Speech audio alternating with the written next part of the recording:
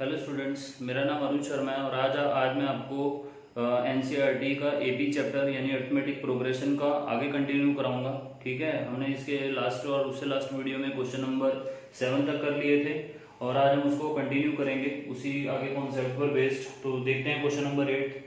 Question number 8 हमारे पास an AP consist of 50 term whose third term is 12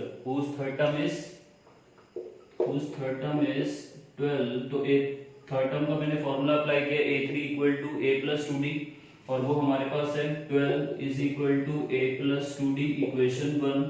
उसके बाद हमें गिवन है इसकी लास्ट टर्म। अगर आपने क्वेश्चन सुना हो तो कह रहा है कि an A B consist of 50 term, तो यही 58 टर्म इसकी लास्ट टर्म हो जाएगी। तो a50 is equal to a plus 49d और यही लास्ट टर्म इसको आपको गिवन है 106। ठीक है, क्वेश्चन को थोड़ा सा उसने घुमा के पेश किया है आपके सामने, तो आपको चीज समझनी है। तो इसको इसके नीचे रख देंगे, इक्वेशन ये सेकंड हो जाएगी। तो a प्लस 2d सॉल्व करोगे एलिमिनेशन से, एलिमिनेशन मेथड, ये से ये कैंसिल हो जाएगा, माइनस करेंगे, सब्ट्रैक्ट कर दिया, देन माइनस करोगे ये 94 हो जाएगा, ये माइनस करोगे 47, ये से 2 टाइम्स कैंसिल। तो d की वैल्यू में कितनी मिल जाएगी?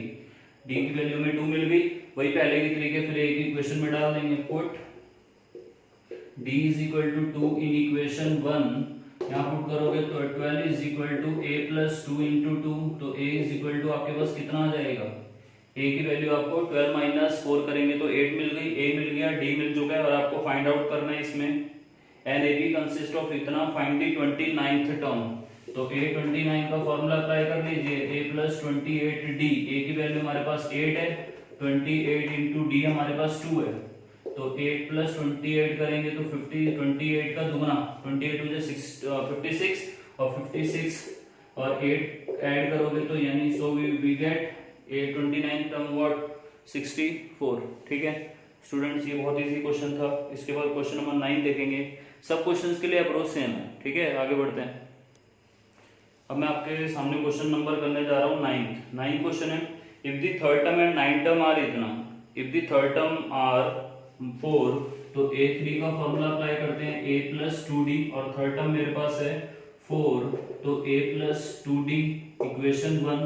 उसके बाद इसमें कह रहे हैं कि इसकी 9th टर्म, तो a9 is equal to a plus 8d और 9 टर्म कितनी है? -8, तो -8 is equal to a plus 2d equation 2। इसको इसके नीचे रख लेते हैं, a प्लस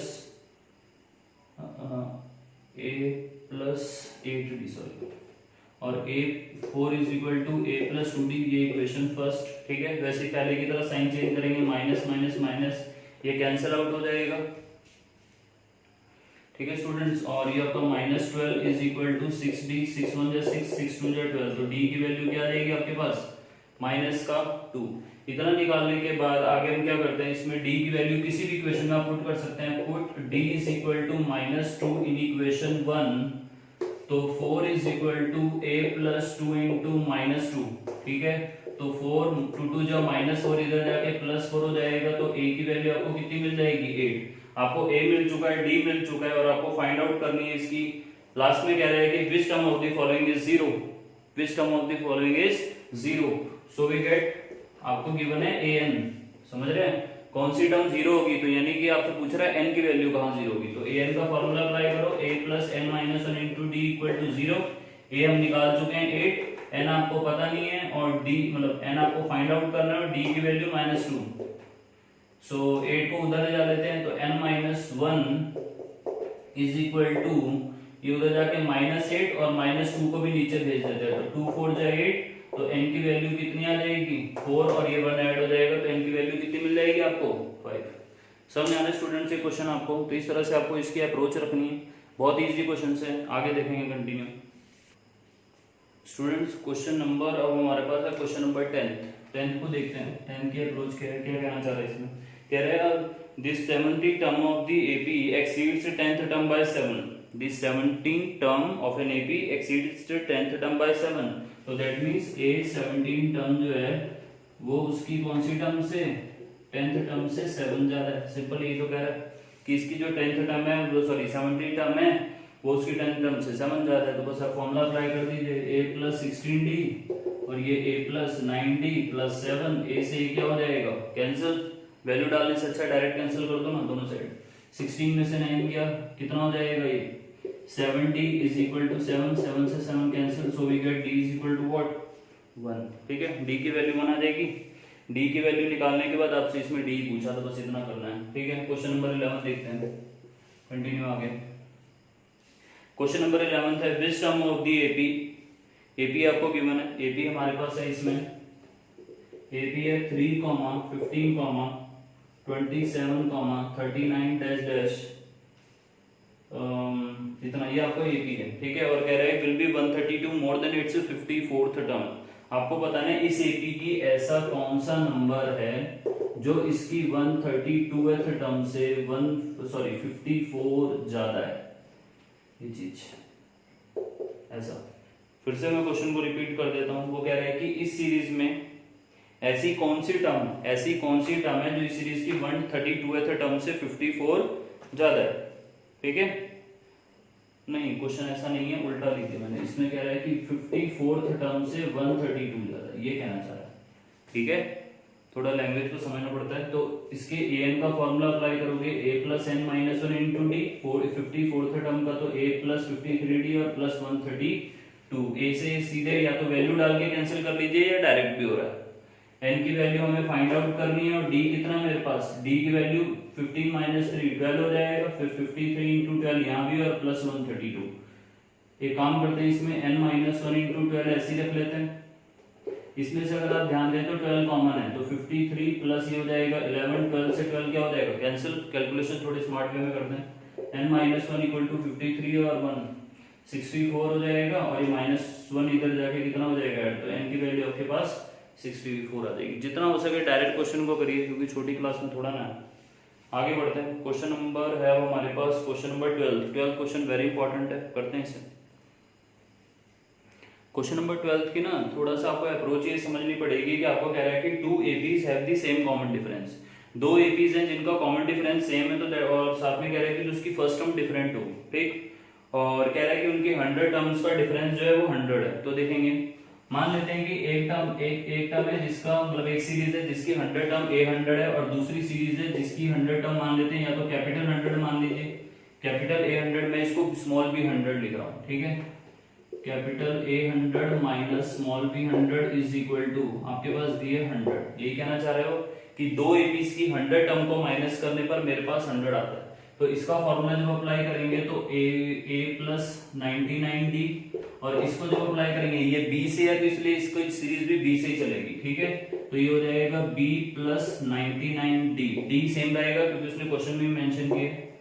आगे सॉल्व करोगे तो a plus 99d minus b plus minus minus का 99d इक्वल टू 100, ये से ये कैंसिल हो जाएगा, तो a माइनस b की वैल्यू क्या आ जाएगी 100, इक्वेशन 1। ठीक स्टूडेंट्स, उसके बाद लास्ट में आपसे पूछना चाह रहा है, कह रहे हैं कि फाइंड इट्स 1000 टर्म्स डिफरेंस। तो बस कुछ नहीं करना, a1000 माइनस b1000, a1000 का फॉर्मूला a प्लस 999d हो जाएगा, फिर उसके बाद माइनस b प्लस 999d, ये इस सीरीज का सम है, ये इस सीरीज का फॉर्मूला है, ये इस टर्म का फॉर्मूला है और ये उस टर्म का फॉर्मूला। ठीक, सॉल्व करेंगे तो a प्लस 999d और फिर minus b plus minus minus 999d, इतनी बात समझ आती है। तो क्या हो जाएगा, ये से ये कैंसिल हो जाएगा, तो a माइनस बी, ये a माइनस बी की वैल्यू पहले निकाल चुके हैं कितनी 100, यानी कि जो आपने पहले निकाला था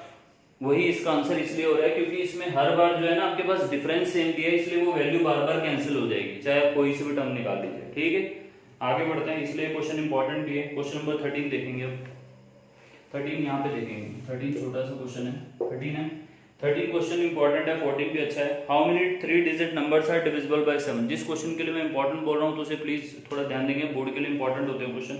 how many 3 digit numbers are divisible by 7। पहले तो मैं ये चीज क्वेश्चन ये है कि how many 3 digit numbers are divisible by 7 की 3 डिजिट नंबर स्टार्ट कहाँ से होते हैं, 100 से स्टार्ट हो जाते हैं। तो आपको पहले ये चेक करना है कि ऐसा कौन सा पहला 3 डिजिट नंबर है जो 7 से डिविजिबल है। तो अगर आप सोचना शुरू करें तो 100 नहीं होगा, 101 नहीं होगा, 2 भी नहीं आएगा 7 के टेबल में, 3 4 5 आ सकता है, 7 1 जा 7 और 7 5 जा 35। तो पहला 105 एक नंबर है जो 7 से डिविजिबल है, बस उसके बाद तो 7 का टेबल डिफरेंस 7 7 चलेगा। तो 7 का मल्टीपल और फिर 1 अंडर 12 फिर 1 अंडर 19 और लास्ट नंबर ऐसा नंबर 3 डिजिट नंबर वहाँ 999 पे खत्म हो जाएंगे। और तो उससे नीचे 994 एक ऐसा नंबर है जो 7 से डिविजिबल है, चेक कर सकते हैं हम डिवाइड करके, ठीक है। तो मेरे पास ये भी तैयार होगी, बस अब हमें बताना है कि यहाँ से लेकर यहाँ तक ये कितने ऐसे नंबर है जो किसके टेबल में आते हैं, 7 के टेबल में। तो देखेंगे a is equal to 107, d की वैल्यू 7 है और l ये लास्ट में लिखा है ना, तो n की वैल्यू 99 और 4। तो फॉर्मूला लगाते हैं l is equal to a plus n minus 1 into d. l की वैल्यू हो जाएगी 994, a आपका है 105, n हमें पता नहीं है और d की वैल्यू कितनी है 7। इसमें से इसको माइनस कर लेते हैं तो आपके पास 889 बच जाएगा, अपॉन में आ जाएगा 7 n माइनस 1, 7 1 जा 7, फिर 7 2 जा 14, 7 7 जा 49। तो n की वैल्यू क्या आ जाएगी 1, इसमें 1 ऐड हो जाएगा तो n की वैल्यू 128। बहुत इजी क्वेश्चन था ये, ठीक है। बस इसमें थोड़ी अप्रोच आपको समझानी थी मुझे, ठीक है। नेक्स्ट देखेंगे आगे क्वेश्चन नंबर, इसके बाद स्टूडेंट्स इसका क्वेश्चन नंबर 14 देखेंगे। 14 है how many multiples of 4 lie between 10 and 250। आपको बताना है 10 और 250 के बीच में कितने ऐसे नंबर हैं जो 4 से डिविजिबल है, ये मल्टीपल है उसके, ठीक है। तो 10 4 के टेबल में पहला नंबर आपको पता है 10 के पास सीधे 12 ही आता है, तो देन 16, देन उसके बाद 20 और 250 से पहले एक नंबर क्या आएगा 248, ठीक है। तो a इज इक्वल टू आपको पता है इसमें 12 है और d इज इक्वल टू 4 है क्योंकि 4 का टेबल है और वही लास्ट टर्म 248 पहले वाले क्वेश्चन की तरह सेम है। तो l is equal to a plus n minus 1 into d. l is equal to 248 हो जाएगा, a की वैल्यू 12 है, n आपको पता नहीं है और d की वैल्यू 4, ठीक। अब इसमें से इसको माइनस कर लेते हैं, 248 माइनस 12 हो जाएगा और अपॉन में आपका 4 आ जाएगा इक्वल टू n माइनस 1। इसको मैं मल्टीप्लाई करने से बेटर है कि पहले इधर ले जा लीजिए और सीधे डिवाइड कर दीजिए, ठीक। 248 में से इतना माइनस करेंगे तो बचेगा 236 upon 4 equal to n minus 1। 4 5 जा 20 और 4 9 जा 36, तो n की वैल्यू वी गेट कितनी 60, ये हमारा आंसर हो जाएगा, ठीक। नेक्स्ट क्वेश्चन करते हैं, क्वेश्चन नंबर 14, बहुत इजी क्वेश्चन है स्टूडेंट्स। क्वेश्चन नंबर 15 है for what value of n। मैं यहाँ पे दो एपीज लिखूंगा, ध्यान से देखिएगा। एपी फर्स्ट है मेरे पास 63, 65, 67 डैश डैश और सेकंड एपी है मेरे पास 3, 10, 17 और ये। स्टूडेंट थोड़ा जल्दी समझेंगे, आपके पास इसमें ये दो एपीज गिवन है, ठीक है। और इन दोनों एपीज में आपको बताना चाह रहा है कि for what value of n the another term of the AP इतना और इतना आर इक्वल। इसका मतलब ये है कि इन दोनों एपीज में ऐसे कौन से प्लेस पर, इन दोनों एपीज में ऐसे कौन से प्लेस पर एक ऐसी वैल्यू सेम आई होगी, समझे। तो क्या करते हैं इसमें, देखिए तो मैं यहाँ पे लिख रहा हूं इसमें एक चीज, nth term of the first AP is equal to nth term of second AP, ठीक है। nth term of first AP is equal to nth term of second AP। nth term first AP तो formula हो जाएगा a plus n minus 1 into d। a हमारे पास है 63, n हमें find out करना है और d माइनस करोगे 63 में 65 माइनस 63 2। दूसरी AP का a हमारे पास 3 है, n सेम है दोनों जगह और d की वैल्यू कितना है 10 माइनस 3 7। बस इसको सॉल्व कर लेंगे, आपके यहाँ आ जाएगा।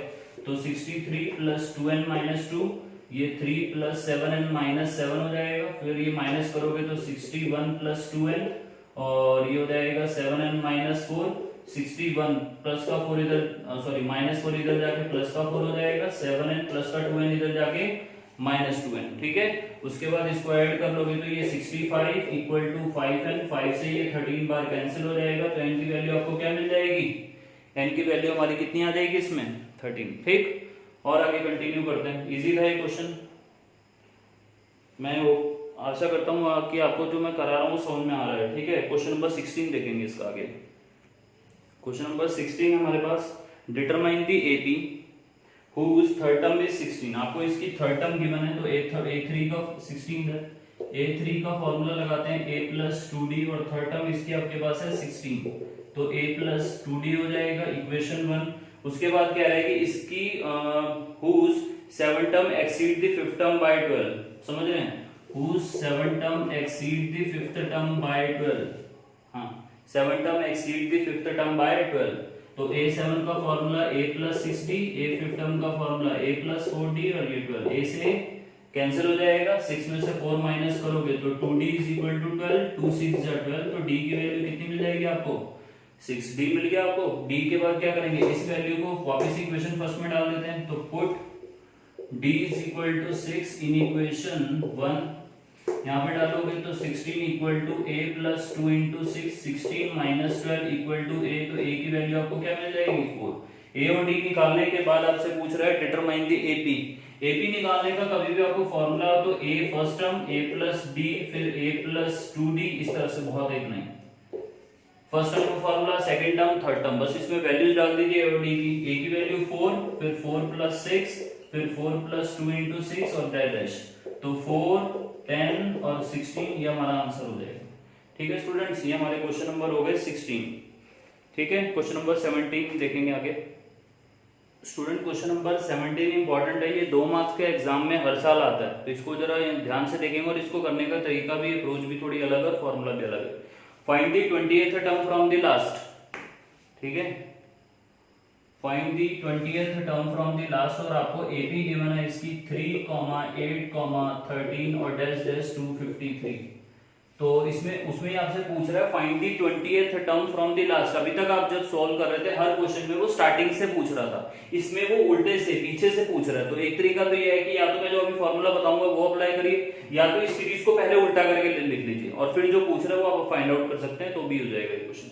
ठीक है, तो इसमें a की वैल्यू आपके पास 3 है, d की वैल्यू 8 माइनस 3 यानी 5 है, और l is equal to last term यानी 253 है।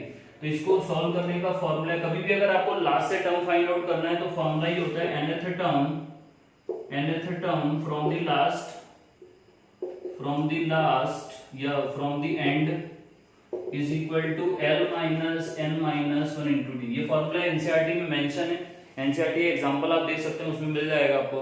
ठीक है, तो nth term from the last या एंड का फॉर्मूला होता है l minus n minus 1 into D. इस फॉर्मूले में डाल दीजिए, आपको आंसर मिल जाएगा। l की वैल्यू 253, n आपको निकालना है कितना, तो यहाँ लिख देते हैं 20th term from the end is equal to 23, n की वैल्यू 20 है, क्योंकि बुक में आपको पता है उसने क्वेश्चन में पूछा है 20th टर्म, तो d की वैल्यू हम पुट कर देते हैं कितनी, अभी निकाली थी मैंने 5, तो 253, 19 मल्टीप्लाई 5, 19 5 जा कितना होता है 95, माइनस करेंगे अगर आप तो ये आपको मिल जाएगा 158। तो यानी कि इसके अगर सीरीज लास्ट से अगर हम देखें तो उसकी जो 20th टर्म आएगी वो कितनी आएगी 158। फिर बोल रहा हूँ ये क्वेश्चन एग्जाम के लिए इंपॉर्टेंट है, आता है एग्जाम में, इसलिए थोड़ा इसे ध्यान देंगे। क्वेश्चन नंबर आगे करते हैं 18। स्टूडेंट क्वेश्चन नंबर 18 है, कह रहा है the sum of the 4th and 8th term is इतना। आपको इस बार टर्म्स का सम दिए 4th और 8th टर्म, तो a4 प्लस a8 दोनों का आपको सम दिया कितना 24। a4 का फॉर्मूला a प्लस 3d और a plus 7d is equal to 24। a और a ऐड करेंगे तो कितना हो जाएगा 2a, और 7 plus 3 10d is equal to 24, equation 1। Easy question है। आगे कह रहा है कि and the sum of 6th and 10th term, तो a6 का formula a6 plus a10 is equal to आपके पास है 44। अब देखते हैं a प्लस इसका a6 का फॉर्मूला a प्लस 5d और a10 का formula a plus 9d is equal to 44। a और a ऐड करोगे 2a प्लस 9 और 5 14d इज इक्वल टू 44, ये इक्वेशन 2। इसमें ये कॉमन दिखता है, कॉमन मत लीजिए क्योंकि ऊपर वाली इक्वेशन से जब सॉल्व करेंगे तो ऑलरेडी बैलेंस है, वो स्टेप कम हो जाएगा। इसको इसके नीचे लिख लीजिए 2a plus 10d is equal to 24, equation 1। Sign change करेंगे, माइनस माइनस ये कैंसिल हो जाएगा, 14 में से 10 माइनस करेंगे 4d इज इक्वल टू 20, 4 1 जा 4, 4 5 जा 20, तो d की वैल्यू आपकी कितनी आ जाएगी 5। अब d की वैल्यू किसी भी इक्वेशन में डाल दीजिए, put d is equal to 5 in equation first. इसमें अगर मैं पुट करूं तो 2a plus 10 into 5 equal to 24, तो 2a इक्वल टू 24 माइनस 50, तो 2a इज इक्वल टू आपका आ जाएगा माइनस 26। 2 से ये 13 बार कैंसिल, तो a की वैल्यू कितनी आ जाएगी माइनस 13। और लास्ट में से आपसे पूछ रहा है फाइंड दी फर्स्ट 3 टर्म्स, तो AP में फर्स्ट 3 टर्म्स क्या होती हैं a प्लस d और a plus 2d।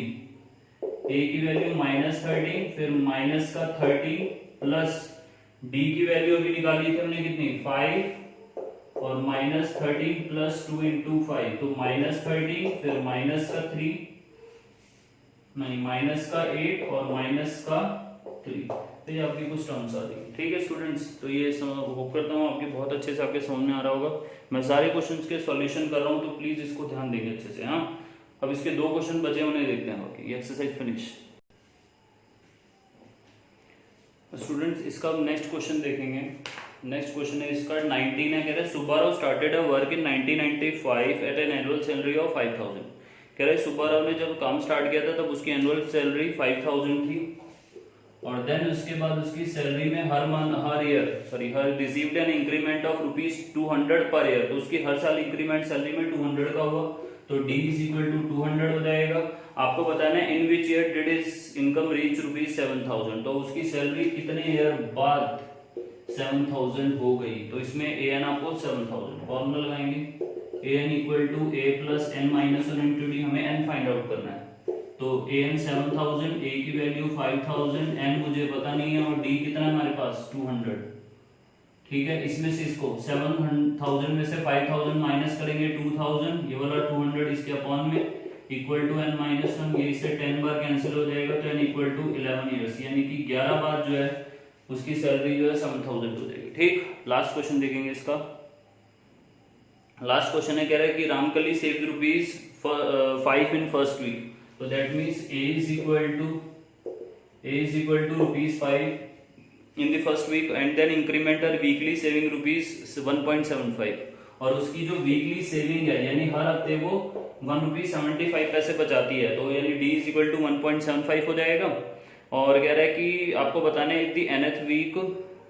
if in the nth week her weekly saving become ₹20.75, तो आपको an गिवन है कितना 20.75, और आपको फाइंड आउट करना है n, लिखा है उसमें, तो सॉल्व कर लेते हैं। an is equal to a plus n minus 1 into d, an की वैल्यू 20.75 हो जाएगी, और a की वैल्यू कितनी है 5 प्लस n की वैल्यू -1, और d हमें हमारे पास है 1.75, मल्टी सॉल्व करेंगे, 20 में से 5 गया तो 15.75, अपॉन में आ जाएगा 1.75 इक्वल टू इतना, ये पॉइंट हटाओगे, ये इससे पूरा 9 टाइम्स कैंसिल हो जाएगा, इस n की 1 की को इधर आगे प्लस कर लोगे तो n की वैल्यू क्या आ जाएगी 10, यानी कि 10 वीक्स बाद उसकी सैलरी जो है वो कितनी हो जाएगी, सैलरी कह रहा हूँ, उसके बाद जो पैसे इकट्ठे कितने हो जाएंगे 20.75। ठीक है स्टूडेंट्स, तो ये एक्सरसाइज आपकी फिनिश। नेक्स्ट वीडियो में हम इसका आगे कंटिन्यू करेंगे, और चैनल को सब्सक्राइब करिएगा, लाइक करिएगा, और अपने जो फ्रेंड्स हैं उनको भी ये वीडियोस आगे शेयर कर सकते हैं। ठीक है, आपके एग्जाम में अगर आपको 100 मार्क्स लाने हैं तो प्लीज़ वीडियोस को कंटिन्यू देखते रहिए और सपोर्ट करते रहिए। Thank you.